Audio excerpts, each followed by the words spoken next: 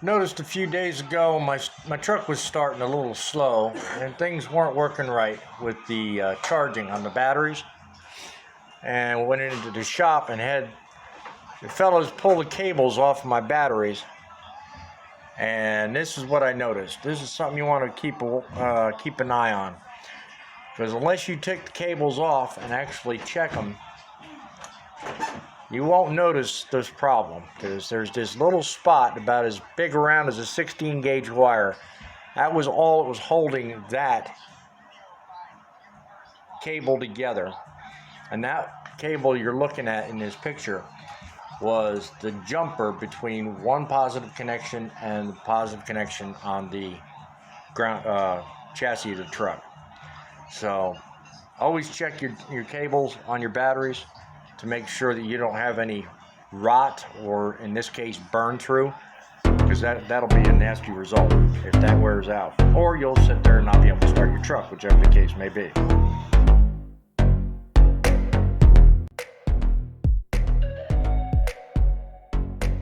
Get this day started.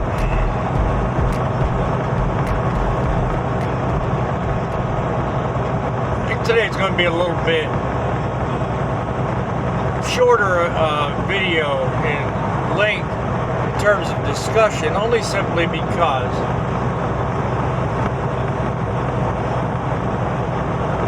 today marks probably a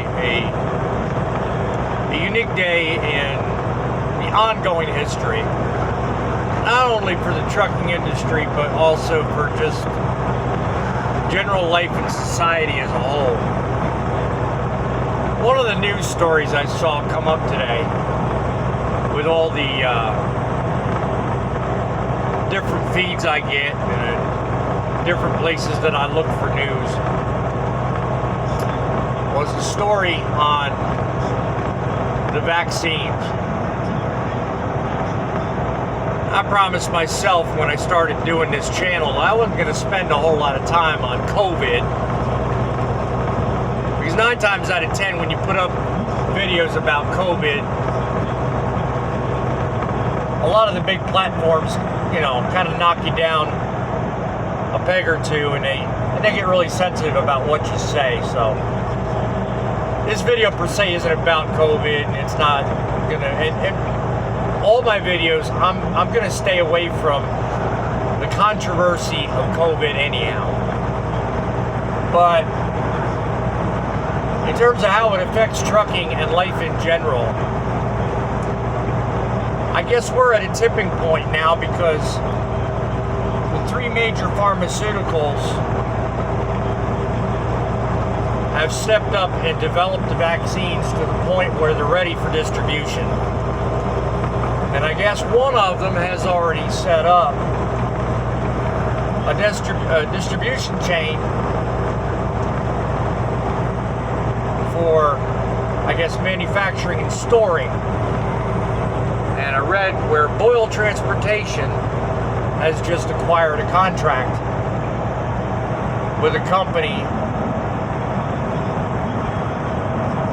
in the upper Midwest to basically transport large quantities of the vaccine. The article didn't go into a lot of details, a lot of specifics, and I don't blame them, because, when you talk about something like that, there's a lot of security concerns and a lot of, different things, but the article felt it necessary to, I guess, highlight the fact that trucking companies are basically in the foreground when it comes to getting this stuff to market. And I guess Boyle is one of the companies utilized by UPS to help them with a massive amount of shipping of this product. Kudos to Boyle. That's a great thing for them. It's keeping their fleet going, it's keeping them in the jobs, making money. I hope it really works out for them, and in the long run, I'm happy to hear about it, because all we've been hearing about for the last 3 to 6 months is vaccine that, trial this, clinical that.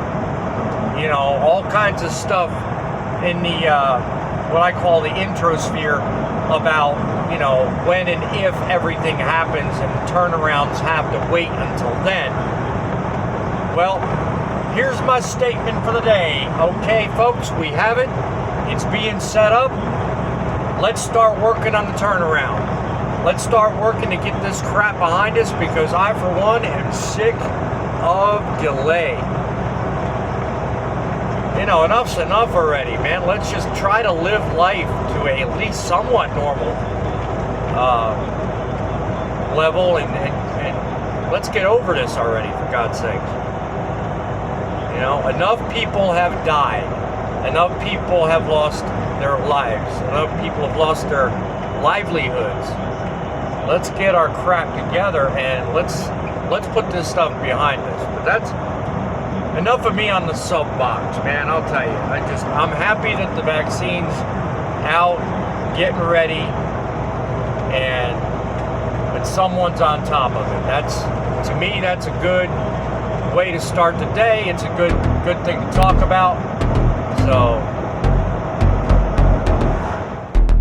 until next time, be happy, stay safe, and make it count.